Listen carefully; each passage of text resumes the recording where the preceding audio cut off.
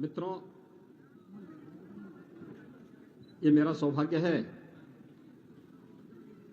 कि आज मुझे सनातन हिंदू धर्म के इस पावन तीर्थ में आने का अवसर प्राप्त हुआ है। यह सनातन धर्म का पौराणिक तीर्थ है। प्रभु श्री राम ने वनवास काल में सर्वाधिक समय इसी चित्रकूट में व्यतीत किया था।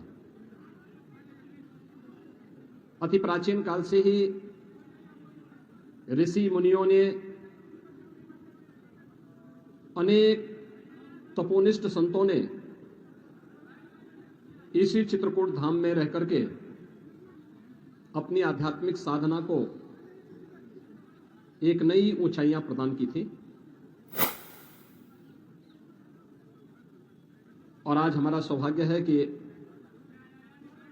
इस चित्रकूट धाम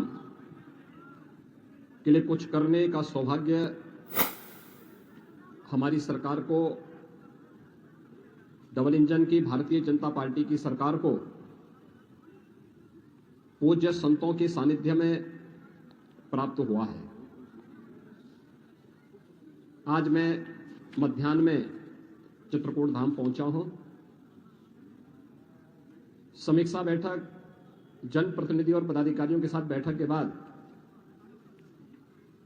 एक दो कार्यों का निरीक्षण करने के उपरांत तो मुझे यहां पे राम घाट पर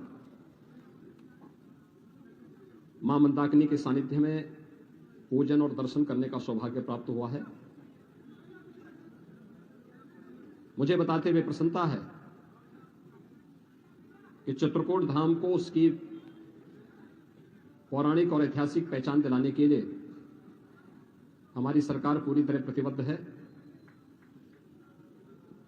यहां पर मां मंदाकिनी की स्वच्छता और अविरलता को लेकर के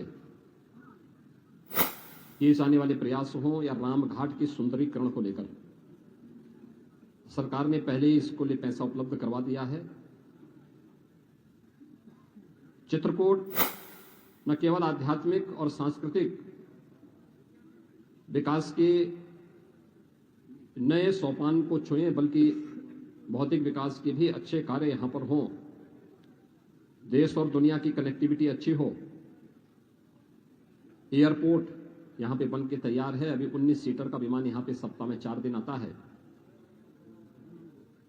और हम उस एयरपोर्ट को थोड़ा लंबा बना रहे हैं जिससे इसमें बड़े विमान भी उतर सके। बड़े विमान उतरने का मतलब दिल्ली से, लखनऊ से, अयोध्या से, वाराणसी से और देश के अन्य भागों से वायु सेवा सीधे चित्रकूट से जुड़ेगी।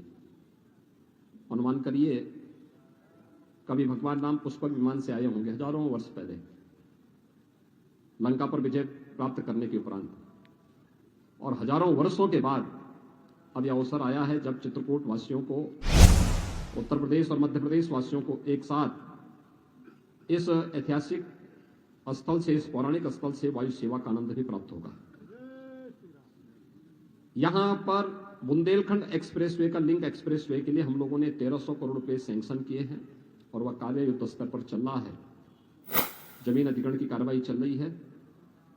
चित्रकूट के बाईपास के निर्माण का कार्य हो या फिर चित्रकूट से जुड़े हुए उन पौराणिक और ऐतिहासिक स्थलों का, चाहे वह लालापुर भगवान महर्षि वाल्मीकि जी की पावन जन्मस्थली के सुंदरीकरण और उसका पुनरुद्धार के कार्यक्रम को आगे बढ़ाने का कार्य हो, या संत तुलसीदास जी के पावन जन्मस्थली की सुरक्षा और उसके सुंदरीकरण के कार्यक्रम को, इसको हमारी सरकार तेजी के साथ आगे बढ़ा रही है।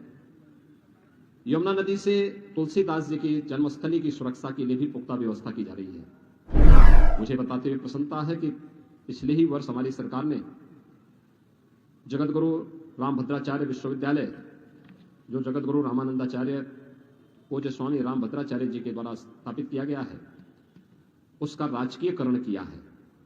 अब इसमें सरकार के स्तर पर कुछ नए पाठ्यक्रम भी हम संचालित करेंगे, जिसमें दिव्यांग बच्चों के साथ साथ सामान्य बच्चों की पढ़ाई की भी उत्तम व्यवस्था की जा सके और उनको स्थानीय स्तर पर ही अच्छी सुविधा यहाँ प्राप्त हो सके।